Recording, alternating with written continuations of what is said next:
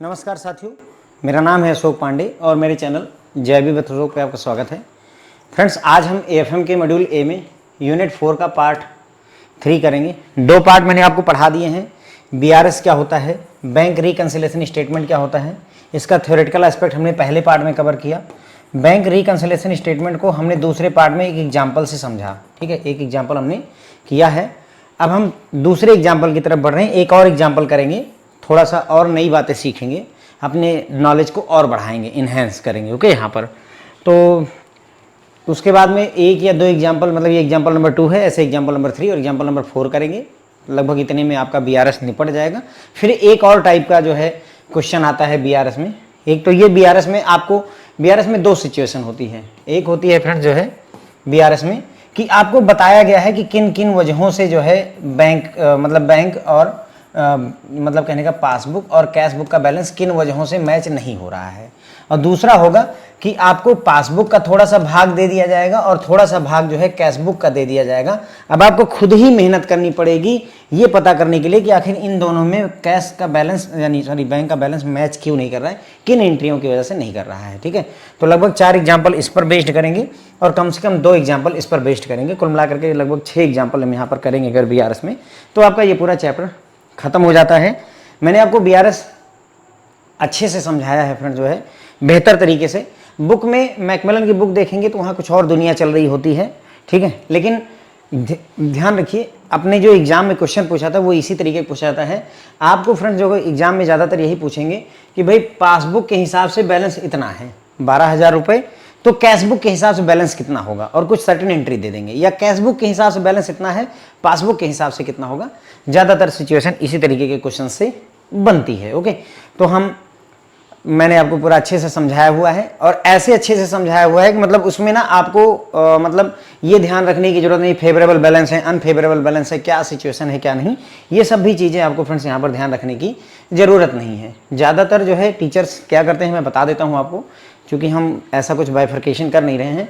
वो ये लिखते हैं कि जब कैश बुक का बैलेंस जो है फेवरेबल हो, फेवरेबल का मतलब कैश बुक का बैलेंस फेवरेबल डेबिट होता है।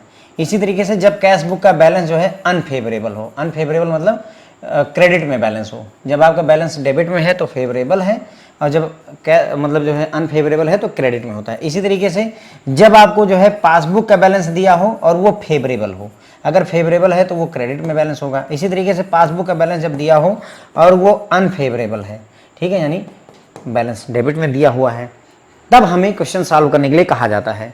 पर हम जो मेथड और तरीका यूज कर रहे हैं उसमें हमको फर्क ही नहीं पड़ता है कि बैलेंस क्या दिया हुआ है। भाई देखो, अगर फेवरेबल बैलेंस दिया हुआ है, ठीक है, तो भाई प्लस साइड में लिख देते हैं, अनफेवरेबल बैलेंस दिया है तो माइनस साइड में लिख देते हैं। सिंपल सा है ना, ये पूरा सिस्टम सीखा हुआ है हमने।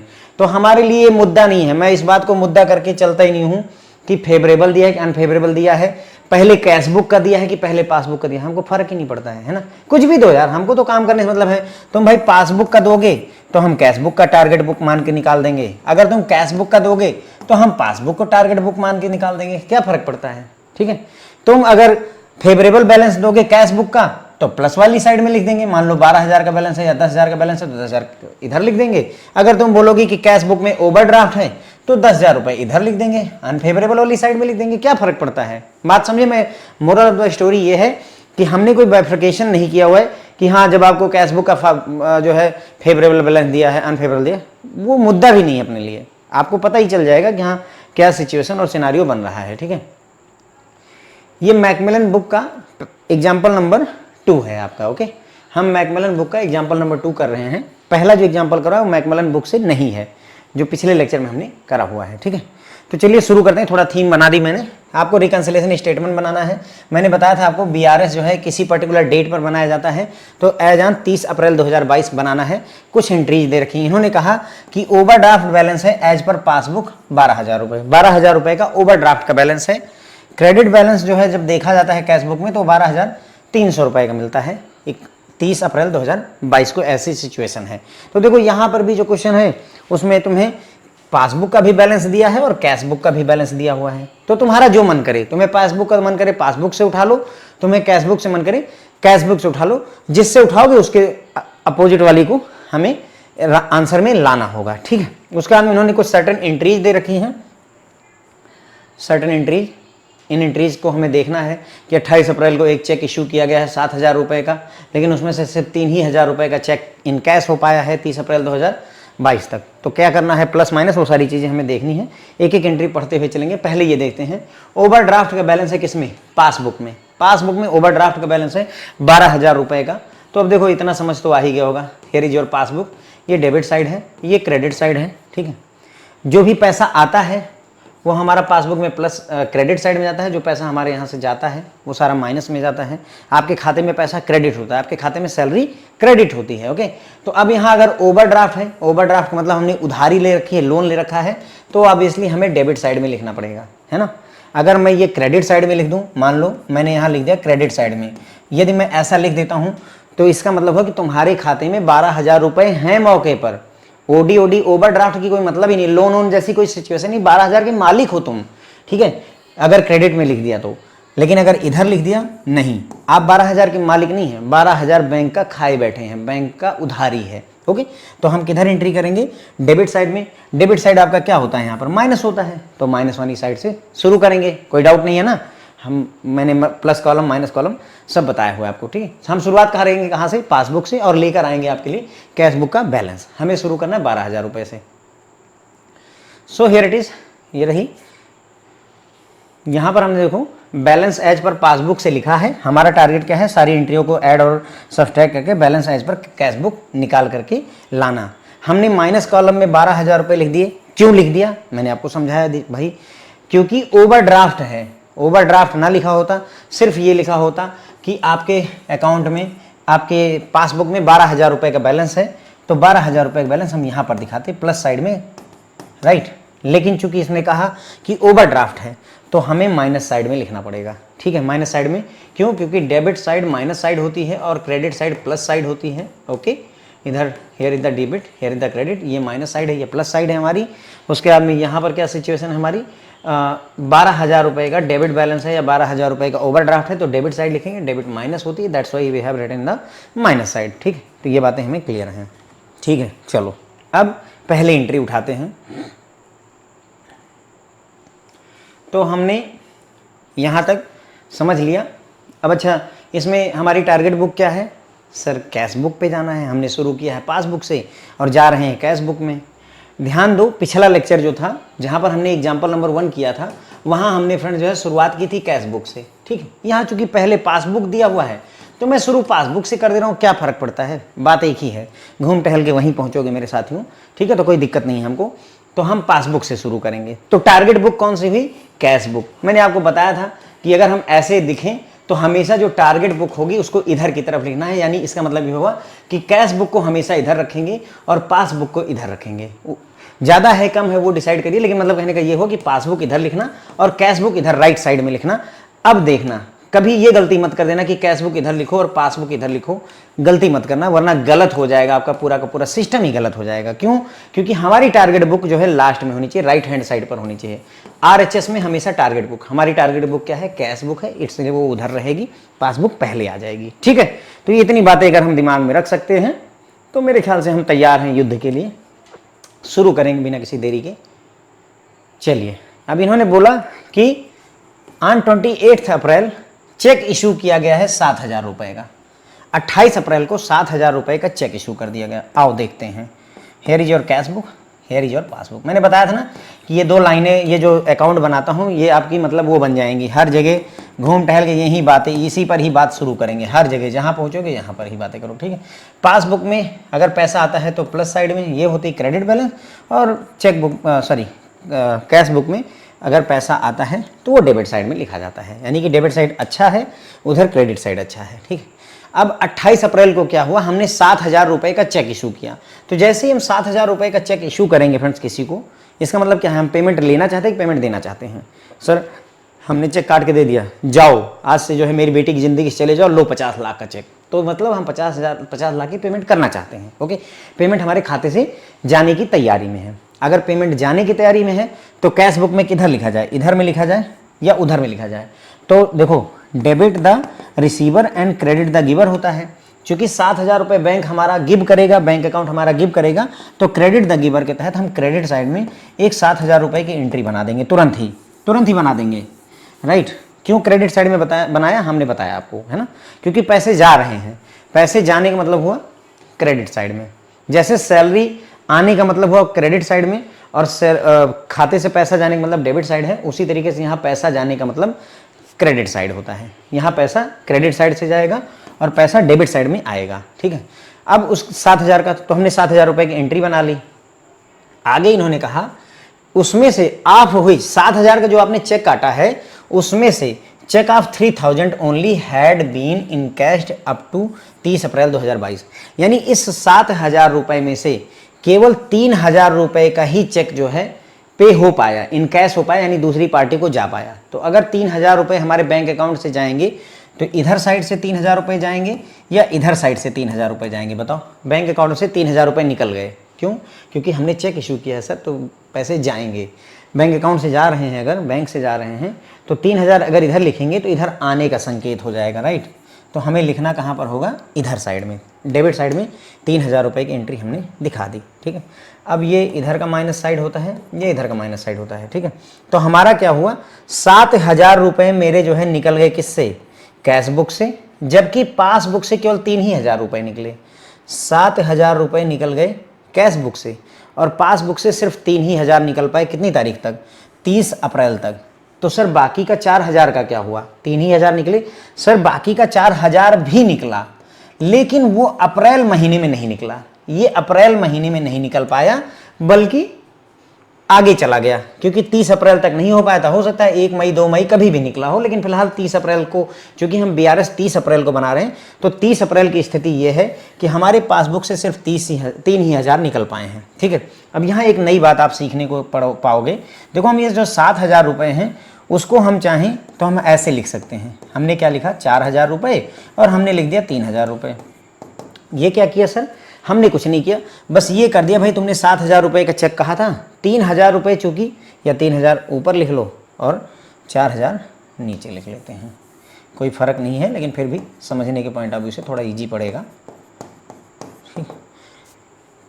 3,000 और 4,000 में क्यों बांट दिया, जो 7,000 का चेक था हमारा, उसको 3,000 और 4,000 में इसलिए बांट दिया क्योंकि देखो 3,000 रुपये हमारी कैश बुक से भी चले गए और 3,000 रुपये हमारी पासबुक से भी चले गए। तो जो अमाउंट सेम रहेगी, जो अमाउंट निपट चुकी है दोनों जगहों पर, वो हमारा कंसर्न नहीं होती है, वो हमारा कंसर्न नहीं होती है। मतलब कहने का ये हुआ, ऐसे सोचो कि यहाँ पर लिखा होता 3,000, यहाँ पर 3,000 लिखा होता। अब इमेजिन करो कि यहाँ 3,000 लिखा है, तो हमारी एंट्री क्या बनती, हमारी एंट्री यही तो बनती कि 3,000 रुपये का हमने चेक इशू किया और 3,000 रुपये 30 तारीख तक चले गए। तो हम क्या करते, पासबुक से 3,000 निकालते और कैश बुक से 3,000 रुपये निकालते, बात खत्म हो जाती है ना। यहाँ पर उतना निकला, यहाँ पर उतना निकला, बात खत्म हो गई। दोनों एक दूसरे को कैंसिल आउट कर रहे हैं, जो यहाँ से निकला वो वहाँ से निकला, तो कोई डिस्क्रिपेंसी है ही नहीं, बैलेंस में कोई प्रॉब्लम ही नहीं। भाई देखो, यहाँ भी 3,000 कम हुआ, यहाँ भी बैलेंस 3,000 कम हुआ, यहाँ भी बैलेंस 3 कम होगा, तो ओवरऑल यहाँ भी 3,000 का बैलेंस है मौके पर माइनस में, यहाँ पर भी 3,000 का है। तो हमें कुछ करने की जरूरत ही नहीं, बैलेंस सेम है। लेकिन स्थिति ऐसी नहीं है, यहाँ पर बोल रहा है भैया कि 7,000 रुपये निकले हैं, तो इसका मतलब ये हुआ कि 4,000 रुपये भाई अभी ऐसे हैं हमारे जो नहीं निकल पाए। इसका मतलब ये हुआ कि हमारे लिए जो कंसर्न है डियर फ्रेंड्स, जो हमारे लिए मुद्दा है वो यही 4,000 रुपये हैं। थोड़ी नई चीज़ है इसलिए ज़्यादा जोर दे रहा हूँ, ज़्यादा समझाने का प्रयास कर रहा हूँ, अदरवाइज आप एक दो जो है देखेंगे एंट्री क्लियर हो जाएगी। तो हमारे कंसर्न का सिर्फ 4,000 रुपये है, तो मैं चाहूँ तो यहाँ से मिटा दूँ तो आपको कोई ऐतराज़ नहीं होना चाहिए। क्यों मिटा दिया, क्योंकि भाई 3,000 यहाँ और 3,000 कैश बुक में भी निकल गया, 3,000 पासबुक में भी निकल गया, तो हमारा मुद्दा नहीं रहा। हमारे लिए मुद्दा केवल 4,000 रुपये रह गए। अब इस 4,000 रुपये के हिसाब से आप गणित लगाओ, आप इस 4,000 रुपये के हिसाब से गणित लगाओ कि कैश बुक का बैलेंस ज़्यादा है कि पासबुक का बैलेंस ज़्यादा है। तो हम पहले कैश बुक लिखें फिर पासबुक लिखें, या पहले पासबुक लिखें फिर कैश बुक लिखें, आप पहले ये बताइए। हमारी टारगेट बुक है कैश बुक, तो हम कैश बुक को राइट साइड में रखेंगे, तो यहाँ लिख दिया मैंने। अब सोचो कि पासबुक का बैलेंस ज़्यादा है कि कैश बुक का बैलेंस ज़्यादा है। देखो यहाँ क्या हुआ, पासबुक में अगर हम देखें तो पासबुक से कुछ निकला ही नहीं, एक तरीके से देखा जाए तो यहाँ कुछ निकला ही नहीं, 0 निकला है। जबकि कैश बुक से हमारे 4,000 रुपये निकल गए, माइनस में चला गया, यहाँ -4,000 बैलेंस है, यहाँ 0 बैलेंस है, यहाँ -4,000, यानी पासबुक में बैलेंस 0 है और कैश बुक में 4,000 का है। इसका मतलब कहीं ना कहीं कैश बुक का बैलेंस कम है। देखिए पासबुक का बैलेंस कितना है, अगर ऐसे ना समझ में आ रहा हो तो ऐसे देख लेते हैं। देखो हम मान लेते हैं कि हमारी पासबुक में 10,000 रुपये का बैलेंस है, ठीक है, हमारी पासबुक में कितने का बैलेंस है, 10,000 रुपये का बैलेंस है, ठीक है। देखो पासबुक में 10,000 का बैलेंस है, तो वहाँ क्रेडिट साइड में, तो यहाँ पर भी 10,000 रुपये का बैलेंस हम ले लेते हैं। अब जो एंट्री आई उसमें क्या कहा उसने कि भाई 7,000 रुपये निकल गए यहाँ से, हमारे यहाँ से कितने निकल गए सर, 7,000 रुपये निकल गए, ठीक है, चलो 7,000 निकल गए, तो अब कितना बचा, केवल 3,000 बचा। क्यों, क्योंकि ये प्लस साइड है, माइनस साइड है, ओवरऑल हमारे पास प्लस में 3,000 रुपये का बैलेंस बचेगा। यहाँ पर क्या हुआ, यहाँ से केवल 3,000 रुपये निकले, यहाँ से सिर्फ 3,000 रुपये निकले, तो कितना बैलेंस हो गया सर, यहाँ पर 7,000 रुपये का बैलेंस है, वो भी प्लस में, ठीक है। तो हमें क्या दिख रहा है, कैश बुक का बैलेंस सिर्फ 3,000 है, पासबुक का बैलेंस सिर्फ 7,000 रुपये, यानी पासबुक में 7,000 ज़्यादा है, कैश बुक में 3,000 कम है। तो पासबुक में ज़्यादा है, कैश बुक में कम है, ये बात यहाँ से भी क्लियर हो गई। लेकिन हमें एक और चीज़ का ध्यान रखना है कि यहाँ से सिर्फ 3,000 निकले हैं, तो ऐसे कर दो कि यहाँ से 3,000 निकले हैं तो यहाँ से भी 3,000 रुपये निकाल दो और माइनस 4,000 रुपये और दिखा दो। उससे फ़ायदा क्या हुआ हमें कि भाई 3,000 ये वाला और 3,000 ये वाला एक दूसरे को कैंसिल आउट कर गया, तो एक तरीके से हम देखें ये एंट्री ना के बराबर है। अब हमारे पास जो बैलेंस बचेगा वो कितना बचेगा, यहाँ पर हमारे हिसाब से 6,000 का बैलेंस दिख रहा है, और जबकि यहाँ पर हमारे पास पूरा एज इट इज 10,000 रुपये का बैलेंस बचा हुआ है। तो पासबुक में 10,000 है, कैश बुक में 6,000 है, तो बैलेंस लेस है। चाहे जिस भी तरीके से तुम्हारा दिल करे वैसे कर लेना, ठीक है। तो हमारे पासबुक में बैलेंस ज़्यादा है, कैश बुक में कम है, तो हमको पासबुक से कैश बुक आने के लिए नीचे जाना पड़ेगा, यानी माइनस करना पड़ेगा। तो हम माइनस साइड में जाएंगे और 4,000 रुपये की एंट्री करेंगे, सिर्फ 4,000 की एंट्री करेंगे। क्यों, क्योंकि जो अमाउंट, ध्यान रखना फ्रेंड्स, जो अमाउंट पासबुक और कैश बुक दोनों में सेम है वो जो है हमारी बीआरएस में नहीं जाती है। जैसे पासबुक में इन्होंने कहा 3,000 रुपये, कैश बुक में इन्होंने कहा 7,000 रुपये, तो हम ये देखेंगे कि भाई पासबुक में 3,000 और कैश बुक में भी 3,000, ये दोनों सेम हैं, तो ये नहीं जाएगा। तो बचा कितना, सिर्फ 4,000 रुपये बचा, ये जाएगा आपका किसमें, सिर्फ 4,000 रुपये आपके बीआरएस में जाएंगे, बाकी का यहीं ख़त्म हो जाता है, ठीक है। तो 4,000 रुपये ले करके हमने माइनस वाले कॉलम में एंट्री कर दी, देखिए, ठीक है। एक कमेंट डाल दिया कि माइनस वाली साइड में 4,000, 7,000 रुपये का इश्यू हुआ था चेक, उसमें से 3,000 रुपये केवल निकले, इन कैश हो पाए, बाकी 4,000 जो बचा उसकी एंट्री यहाँ पर कर दी, ठीक है।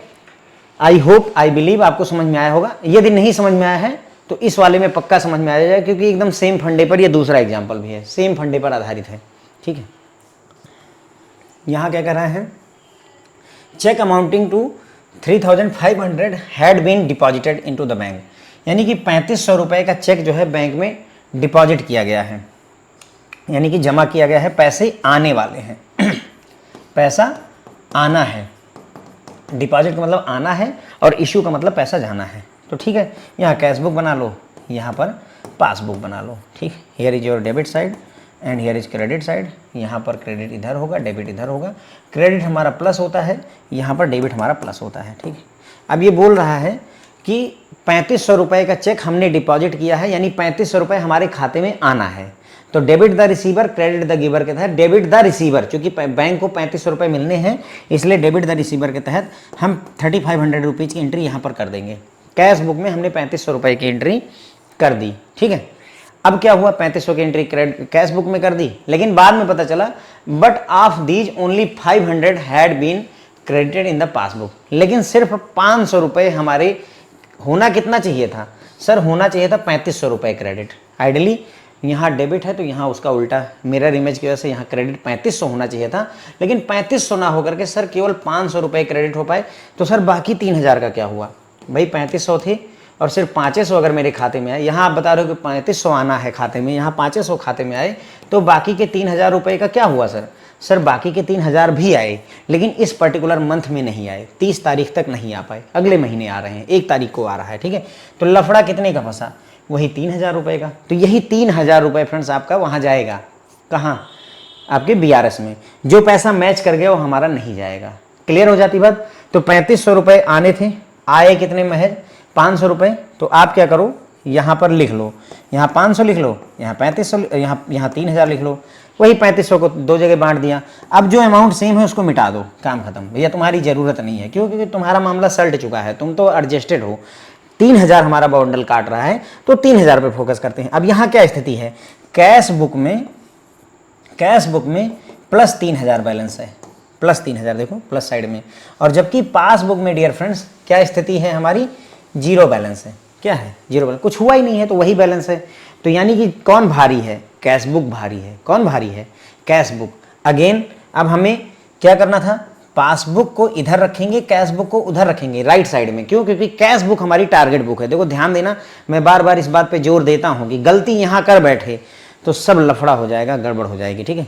अब पासबुक और कैश बुक में कौन भारी है, सर कैश बुक भारी है, तो कैश बुक को थोड़ा ऊपर लिख दिया हमने उठा के। क्यों, क्योंकि कैश बुक में 3000 का बैलेंस है और पासबुक में मतलब जीरो बैलेंस है एक तरीके से। यानी कि कैश बुक में 3000 बढ़ा हुआ है, पासबुक में कुछ बढ़ा ही नहीं है, तो ऊपर चढ़ना पड़ेगा डियर फ्रेंड्स। पासबुक से कैश बुक जाने के लिए ऊपर चढ़ना पड़ेगा, मतलब हमें प्लस करना पड़ेगा। तो प्लस साइड में आकर के हम कितने की एंट्री कर देंगे, 3000 रुपये की, वही पैसा जो मेरा गायब है। तो प्लस साइड में आप आएंगे और 3000 रुपये की एक बढ़िया मस्त एंट्री करेंगे यहाँ पे, ठीक है। तो ये 3000 रुपये प्लस कॉलम में हमने लिख दिया, क्योंकि 3500 रुपये का चेक था, उसमें सिर्फ 500 रुपये। सर इतना ज़्यादा समय लगेगा, इतना ज़्यादा समझना पड़ेगा? नहीं सर, बिल्कुल नहीं। पिछले लेक्चर में भी मैंने आपको 2-3 चीज़ें समझाई थी, उसके बाद में सब आसान हो गया था। ये नई चीज़ है इसलिए थोड़ा समय लग रहा है, पिछले लेक्चर के जैसा नहीं है इसलिए समय लग रहा है। जैसे ही पिछले लेक्चर जैसा कुछ भी मिलेगा आप देखना कि हमें कुछ लिखना पढ़ना नहीं पड़ेगा, पर पहली बार जब भी कोई चीज़ हो तो थोड़ा डिटेल में, थोड़ा थोरली समझ लेना आवश्यक होता है, ठीक है। तो ये हमारा समझ में आ गया, ये समझ में आ गया, ये समझ में आ गया। T3 मतलब ट्रांजेक्शन 3 तक हम पहुंच गए। अब ट्रांजेक्शन 4 पे आ जाते हैं।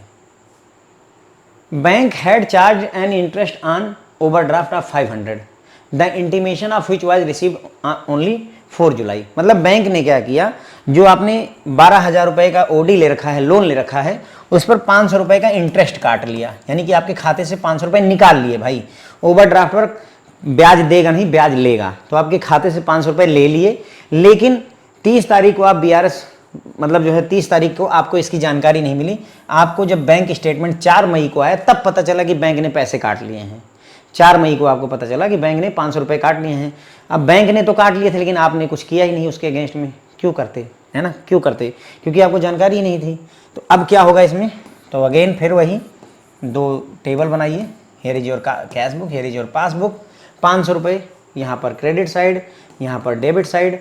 500 रुपये बैंक ने ओवरड्राफ्ट का काट लिया है, यानी मेरे खाते में आया है कि गया है, सर गया है, तो गया हुआ चीज़ डेबिट साइड में होता है। तो 500 रुपये मेरे खाते से निकल गए। क्या हुआ, निकल गए। 500 रुपये मेरे खाते से निकल गए, लेकिन मुझे कोई ऐसी जानकारी नहीं है। तो इसका मतलब ये हुआ, बताओ किसका बैलेंस ज़्यादा है, कैश बुक का या पासबुक का? किसका बैलेंस ज़्यादा है? सर देखो कैश बुक में कुछ हुआ ही नहीं है और पासबुक से जो है 500 रुपये गायब है। इसका मतलब ये हुआ कि कैश बुक का बैलेंस ज़्यादा है। कैश बुक का बैलेंस ज़्यादा है, पासबुक का कम है। क्यों? क्योंकि देखो पासबुक में से 500 जा चुके हैं, कैश बुक में कुछ हुआ ही नहीं, तो भाई ऑब्वियसली पासबुक कमज़ोर पड़ी हुई है, ठीक है। लेकिन ध्यान दे, कैश बुक हमारी टारगेट बुक है, इसलिए हम पहले पासबुक लिखेंगे फिर कैश बुक लिखेंगे, राइट। ये गलत हो जाएगा, पहले पासबुक लिखेंगे फिर टारगेट बुक कैश बुक लिखेंगे। अब बताओ कौन हावी है? सर कैश बुक हावी है। क्यों हावी है सर? क्योंकि पासबुक में से 500 रुपये निकल चुके हैं, कैश बुक में कुछ हुआ ही नहीं है, तो -500 में चल रही है, ठीक है। तो इसलिए अब हमें पासबुक से कैश बुक टारगेट बुक तक जाने के लिए ऊपर चढ़ना पड़ेगा। ऊपर चढ़ना पड़ेगा तो प्लस कर देंगे, कितने से? 500 से, जितने की गड़बड़ है। तो 500 रुपये का plus side, here is your 500। अब देखो ये कहीं ना कहीं हमने पहले पढ़ा हुआ है, वही वाली चीज़ है, तो इसलिए इतनी मेहनत नहीं करनी पड़ी, राइट, आसान हो गया। अब आगे बढ़ते हैं। यहाँ लिखा हुआ है कि बैंक पासबुक जो है शो करता है क्रेडिट ऑफ 1000 रुपये। बैंक की पासबुक में 1000 रुपये का क्रेडिट दिखा रहा है। Here is your credit, here is your debit, it is your passbook. 1000 रुपये क्रेडिट साइड में दिखा रहा है, रिप्रेजेंटिंग 400 रुपये paid by debtor directly into bank and 600 rupees collected by bank in respect of interest on investment. The trader received no intimation of these. ठीक है, तो जो हमारा ट्रेडर है उसको कोई ऐसी जानकारी नहीं है, लेकिन उसकी पासबुक में 1000 रुपये आ चुके हैं। अब पासबुक में 1000 आ गए हैं, कैश बुक को जानकारी नहीं, तो भाई बैलेंस में मिसमैच हो ही जाएगा, ठीक है। तो बस फिर यहाँ क्या, यहाँ कैश बुक बना लिया, वहाँ पासबुक, ठीक है। अब क्या हुआ, क्रेडिट साइड प्लस साइड होता है। अब बताओ कौन हावी है, कैशबुक की पासबुक, कैशबुक के पास 0 बैलेंस है मान लो, तो पासबुक के पास में प्लस 1000 बैलेंस है। कितना? पासबुक के पास में प्लस 1000 का बैलेंस है। इसका मतलब ये हुआ कि हमारी पासबुक भारी है। अगर पासबुक भारी है तो यहाँ पासबुक लिख दिया, और कैशबुक हल्की है तो नीचे लिख दिया। सर कैशबुक इधर क्यों लिखा? क्योंकि हमारी टारगेट बुक है, हमेशा टारगेट बुक को राइट हैंड साइड में रखना है। अब पासबुक के पास कितना बैलेंस है? देखो यहाँ पासबुक में 1000 रुपये आया पड़ा है और कैशबुक में कुछ हुआ ही नहीं है, तो 0 है। ठीक है, बहुत बार समझा चुका हूँ, अब यहाँ ज़्यादा डिटेल में चर्चा नहीं करनी। तो भाई पासबुक से नीचे उतर के कैशबुक तक आओ तो माइनस करना पड़ेगा, तो माइनस वाली साइड में जाएंगे और 1000 रुपये की एंट्री मार देंगे। ठीक है, ये देखिए बैंक पासबुक शो करती है क्रेडिट आप 1000, तो माइनस साइड में 1000 रुपये की एंट्री हमने क्रिएट कर दी। अब अगली एंट्री देखते हैं इसी तरीके से।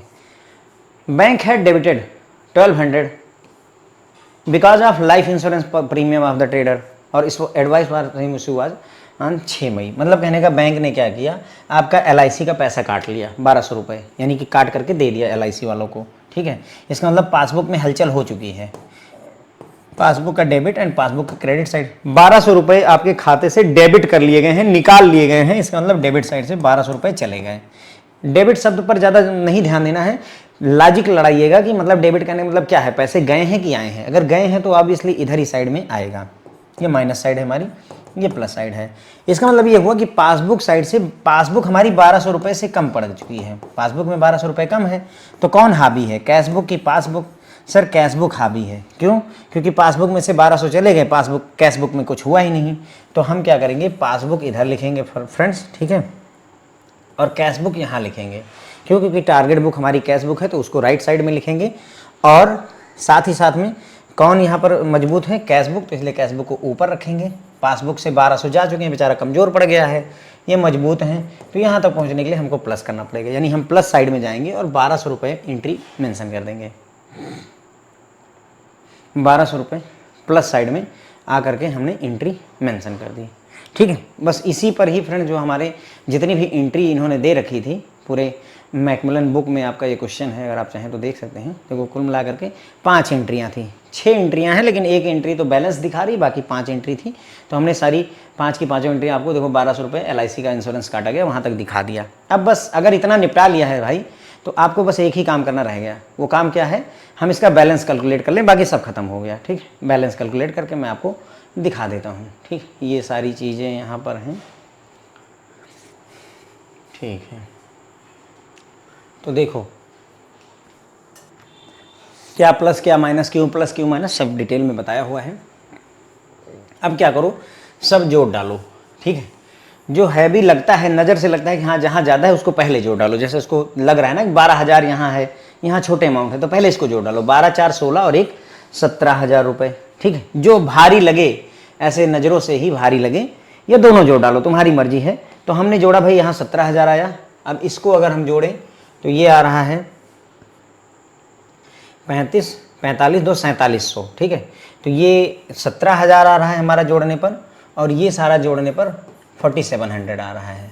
यहाँ का जोड़ 4700 रुपये है, यहाँ का जोड़ 17,000 रुपये है। ठीक है, तो ऐसे समझ लो फ्रेंड्स, ऐसे समझ लो कि कुल मिलाकर के तुम्हारे पास 17,000 रुपये थे। कितने रुपए थे? 17,000। उसमें से 4700 रुपये तुमने खर्चा कर दिए, तो कितना बचा? तो 12,300 रुपये बचा। वही चीज़ है, 12,300 रुपये यहाँ माइनस में लिखी हुई है। देखो ध्यान दो, भारी कौन है? हमारा माइनस साइड। भारी कौन है? हमारा माइनस साइड भारी है। इसलिए जो बैलेंस दिखाएंगे कैश बुक में, balance as per cash book, वो कहाँ दिखाएंगे? जो भारी होता है उसके अपोजिट वाले में दिखाते हैं। तो हम बैलेंस कहाँ दिखाएंगे? अगर माइनस वाला भारी तो प्लस वाले में दिखाएंगे, अगर प्लस वाला भारी होता तो माइनस वाले में दिखाते। पिछले वाले क्वेश्चन में एग्जाम्पल नंबर 1 में ये भारी था, ये हैवी था, इसका क्वांटिटी ज़्यादा थी, तो उधर दिखाया था। ठीक है, ये वैसे ही है, ऐसे समझो ना, जैसे मैंने आपको बताया भी था कि सोचो 100 रुपये तुम्हारे पास है, 30 खर्चा हो गए, तो 70 इधर ही जोड़ोगे ना।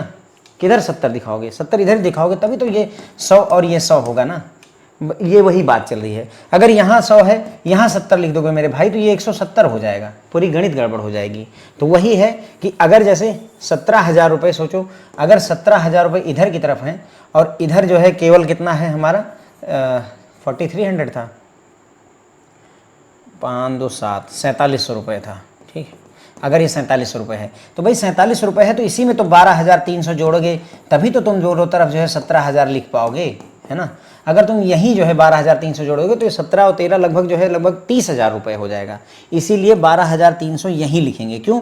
क्योंकि अब देखो ये this plus this plus this plus this equal to 17,000 होना चाहिए। ये सारा जोड़ करके 17,000 और ये भी सारा जोड़ के 17,000 ही होना चाहिए। जो ज़्यादा है, जो चीज़ ज़्यादा है उतना ही, जैसे यहाँ 17,000 आ गया तो अब यहाँ भी 17,000 आना चाहिए। सोचो एक एग्जाम्पल हो, अगर मान लो यहाँ पर 12,000 आ जाए, ठीक है, यहाँ पर 12,000 और यहाँ पर जोड़ने पर मान लो तुम्हारा 6,000 आता है, तो यहाँ 12,000 आ रहा है, यहाँ जोड़ने पर 6,000 आ रहा है, 6,000, तो यहाँ भी 12,000 ही लाना है। जो हावी है, जो ज़्यादा है वही लेकर के आना होता है, ठीक है। तो यहाँ पर हमारा बैलेंस कितना हो गया? 12,300 रुपये बैलेंस हो गया। और बैलेंस कौन सा है? बैलेंस कौन सा है? बैलेंस सर यही वाला होता है, जो साइड हैवी होती है, जो साइड हैवी होती है वही बैलेंस होता है। यानी ये हमारा माइनस का बैलेंस है, माइनस का बैलेंस है। और हम बात किसकी कर रहे हैं? Cash book. अब आप बताओ कैश बुक में माइनस क्या है? कैश बुक में ये हमारा क्रेडिट, ये हमारा डेबिट। पासबुक में क्रेडिट वाला इंपॉर्टेंट होता है, कैश बुक में डेबिट वाला। ये प्लस है, ये माइनस है ये माइनस है। यानी हमारे पास जो बैलेंस है कैश बुक में 12,300 रुपये क्रेडिट साइड में है। किधर है? 12,300 रुपये क्रेडिट का बैलेंस है हमारे पास। किसका बैलेंस है? 12,300 क्रेडिट का बैलेंस है। ओके, गड़बड़ हुई क्या? तो 12,300 रुपये हमारा क्रेडिट का बैलेंस है। किसका? As per cash book. अब अगर हम वापस आए हैं क्वेश्चन में, ध्यान दीजिए, ये there is a credit balance as per the cash book 12,300, ठीक है।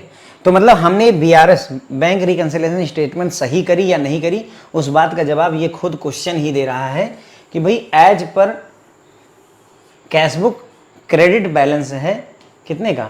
12,300 का, ठीक है। तो हमने शुरू कहाँ से किया था?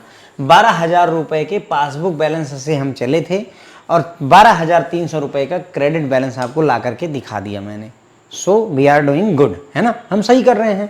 अगर हम सही ना कर रहे होते तो हम 12,300 का बैलेंस ना ला पाते, राइट है, ठीक है। चलो बस ये हो गई बात। तो मैंने फ्रेंड देखो सब कुछ समझा दिया, कोई कमी कसर अपनी तरफ से नहीं छोड़ी है। फिर भी अगर आपको कुछ दिक्कत है तो वीडियो एक बार और देखना आप, क्योंकि जो कुछ भी मैंने बताना है, समझाना है, वो हर बात मैंने बताई हुई है। मे बी कि आपके दिमाग में स्किप हो गई हो, तो एक बार वीडियो फिर से देखिएगा तो 100% आपको वो चीज़ क्लियर हो जाएगी, ठीक है। तो हमारा 12,300 का बैलेंस आ गया एज पर कैश बुक। हमने बैलेंस एज पर पासबुक शुरू किया था, पहुंच गए कैश बुक पर। ध्यान देना यहाँ पर, ये जो क्वेश्चन हमने किया हुआ है, अगर हम पिछले लेक्चर में एग्जाम्पल नंबर 1 जो किया था हमने, एग्जाम्पल नंबर 1, वहाँ हमने शुरुआत की थी कैश बुक से और पासबुक का बैलेंस निकाल करके लाया था पहले एग्जाम्पल में। दूसरे एग्जाम्पल जो ये वाला एग्जाम्पल जो अभी क्लास हमने करी है, इस क्लास में हमने यहाँ पर पासबुक का बैलेंस से शुरुआत की है और कैश बुक का बैलेंस लाया है। देखो कैश बुक का बैलेंस लाया, शुरुआत हमने पासबुक से करी है। देखो पासबुक से शुरू किया कैश बुक पे। पहले वाले क्वेश्चन में उल्टा था, कैश बुक से शुरू होकर पासबुक पे गए थे। तो दोनों तरीके के क्वेश्चन मैंने आपको सिखा दिए कि अगर कैश बुक से शुरू करके पासबुक तक जाए और पासबुक से कैश बुक पे जाए, कोई फर्क नहीं है, बात एक ही है। इधर से पकड़िए उधर से पकड़िए, वही बात है, सब सेम है, ठीक है। क्योंकि हमने कोई ऐसा मतलब चेंजेस की कोई बात ही नहीं की। पहले एग्जाम्पल में जो कैश बुक का बैलेंस था वो फेवरेबल बैलेंस था। फेवरेबल था मतलब कि प्लस साइड में लिखा हुआ था। पहले एग्जाम्पल है जो पिछली लेक्चर हुई क्लास नंबर 2 में। यहाँ पर जो हमने एग्जाम्पल नंबर 2 करवाया है, यहाँ पर जो आपको पासबुक का बैलेंस दिया है वो ओवरड्राफ्ट वाला बैलेंस दिया है, ये अनफेवरेबल बैलेंस वाला भी करवाया है, ठीक है। तो हमने आपको कैश बुक से पासबुक का बैलेंस कैसे निकालें, पासबुक से कैश बुक का बैलेंस कैसे निकालें, कैश बुक का अगर फेवरेबल बैलेंस है तो कैसे निकालें, पासबुक का अगर अनफेवरेबल बैलेंस है तो कैसे निकालें, सारी चीज़ें जो है घुमा टहला करके समझा दी हैं। बस मैंने बताया कि हम कोई ऐसा बाइफर्केशन नहीं करें, क्वेश्चन चाहे जैसा भी है फ्रेंड्स, कुछ फर्क ही नहीं पड़ता।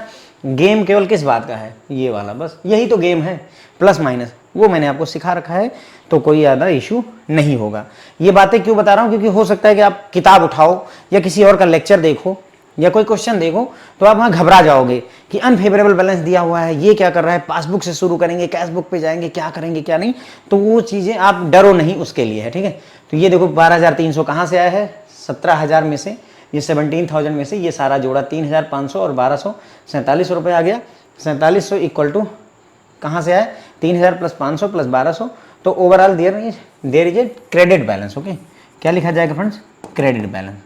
किस चीज़ का बैलेंस है यहाँ पर? क्रेडिट बैलेंस 12,300 का है। बस अपना लेक्चर यहाँ पर खत्म हो जाता है। अब इसी क्वेश्चन को मैं चाहूँगा कि आप इसी क्वेश्चन को फ्रेंड्स जो है खुद से करें। Now try it on your own with passbook as target book. मैं चाहता हूँ कि आप इस क्वेश्चन को खुद से करिए। अब खुद बस केवल क्या है, इस बार आप कैश बुक के बैलेंस से शुरुआत करिए। यहाँ जो है कैश बुक में किसका बैलेंस है? क्रेडिट का बैलेंस है। कैश बुक में क्रेडिट का बैलेंस जो है हमारा यहाँ आएगा। कहाँ पर आएगा? क्योंकि डेबिट साइड प्लस होती है, क्रेडिट साइड माइनस होती है। हाँ, तो माइनस साइड में आएगा। ठीक है, क्रेडिट का बैलेंस है तो फ्रेंड्स 12,300 रुपये का माइनस कॉलम में, ये मैंने एक्चुअली गलत लिख दिया है, यहाँ नहीं रहेगा। आप यहाँ पर 12,300 माइनस साइड में लिखेंगे। क्यों माइनस साइड में लिखेंगे? क्रेडिट का बैलेंस दिया हुआ है, क्रेडिट का बैलेंस वहाँ पर आएगा। ठीक है, तो आप कैश बुक का बैलेंस लीजिए माइनस साइड में 12,300 और यहाँ पर सारा प्लस माइनस करते हुए आप पासबुक का बैलेंस निकालिए और आपको मिलना चाहिए कितना? 12,000 रुपये का ओवरड्राफ्ट बैलेंस, या उसी को पासबुक के हिसाब से 12,000 रुपये का डेबिट बैलेंस आपको मिलना चाहिए। 12,000 रुपये का डेबिट बैलेंस आपका निकल करके आना चाहिए। ठीक है, खुद से करिए एक बार, अपने आप से करेंगे। बैठिए शांत मन से, एक एक एंट्री, जैसे एक एक एंट्री को जो है सोचिए कि क्या होना चाहिए। कैश बुक से है, बस फर्क क्या होगा? अब चूंकि पासबुक हमारी जो है टारगेट बुक हो चुकी है, तो पासबुक हमेशा राइट साइड में रहेगी, बस इतना ही फर्क आ जाएगा। कैश बुक हमेशा लेफ्ट में रखिए, टारगेट बुक को हमेशा इधर रखिए। अब अगर मान लो पासबुक कम है तो इधर उतरेंगे, माइनस साइड जाएंगे। अगर मान लो कैश बुक कम है, पासबुक ज़्यादा है, तो इधर जाएंगे, प्लस करेंगे। बस इतना ही खेल करना है। ठीक है, समझा दिया, सिखा दिया आपको अच्छे से। होप है बीआरएस आप कर पाओगे। अब अगर आपकी मर्जी भी करें तो छोटे मोटे कोई क्वेश्चन आप उठाइए। जैसे मैं बताता हूँ, एग्जाम में 1 नंबर का क्वेश्चन आता है, वह कैसे पूछते हैं? वो बोलते हैं कि भाई पासबुक में जो बैलेंस है वो 12,000 रुपये ओवरड्राफ्ट का बैलेंस दिखा रहा है। ठीक है, और एक चेक जो है 3,000 रुपये का इशू किया गया। ठीक है, लेकिन वो प्रेजेंट नहीं किया गया, तो as per cash book balance कितना होगा? एज पर कैश बुक कितना बैलेंस होगा? ये 9,000 रुपये डेबिट का बैलेंस, 9,000 रुपये क्रेडिट का बैलेंस, 12,000 रुपये डेबिट का बैलेंस, 12,000 रुपये क्रेडिट का बैलेंस। इस तरीके के क्वेश्चन वो पूछते हैं। या फिर आपसे ये पूछ लेंगे कि भाई कैश बुक में बैलेंस दिखा रहा है 12,200 रुपये और बैंक ने क्या किया, 20 रुपये का वो काट लिया है आपके खाते से, 20 रुपये का बैंक चार्ज काटा है 2 बार, ट्वाइस काट लिया है। मतलब आपने अपनी कैश बुक में 20 रुपये का जो है बैंक चार्ज 2 बार डिटेक्ट कर दिया है, तो नया बैलेंस क्या होगा? पासबुक के हिसाब से बैलेंस क्या होगा? इस तरीके के छोटे छोटे क्वेश्चन बनते हैं। यदि आप चाहें तो मेरे हिसाब से पूरी आज़ादी है, आप करना चाहें तो कर सकते हैं। आपसे क्वेश्चन सॉल्व होगा, ये मेरा वादा है। ठीक है, अब अगर आपको समझ में आता है तो लाइक वगैरह कर सकते हैं, शेयर सब्सक्राइब जो आपको है कर सकते हैं। और कोशिश यही रहती है कि जो मेरा लेक्चर आता है, मैं एक चीज़ नोटिस करता हूँ कि कमेंट में क्वेश्चन नहीं पूछे जाते। क्वेश्चन इन द सेंस आप कि सर ये 12,300 प्लस में लिखा हुआ है, क्योंकि मुझे पता है ना कि अगर ये गलत है तो मैं पहले ही बता चुका हूँ ना, ये 12,300 गलत है। 12,300 कोई ये नहीं पूछता कि सर ये माइनस प्लस क्यों हुआ, प्लस माइनस क्यों हुआ। क्यों? क्योंकि मैंने अपनी तरफ से कोशिश करी होती है कि आपके दिमाग में वो बात बैठ जाए। हम हर चीज़ को एक तरीके 2 तरीके से अच्छे से तौल करके तभी उसको उतारते हैं। तो कमेंट में क्वेश्चंस नहीं आते, अप्रिशिएशन नहीं आती है, या फिर कुछ ऐसा था, ये जो कि एक अच्छी चीज़ है, अच्छी बात है। क्यों? क्योंकि अगर मेरे पढ़ाने के बावजूद भी अगर आपको डाउट रह गया तो कहीं ना कहीं फिर मतलब कमी रह गई मेरे एंड पे, जो कि मैं कोशिश करता हूँ कि ना रहे। ठीक है, thank you so much friend.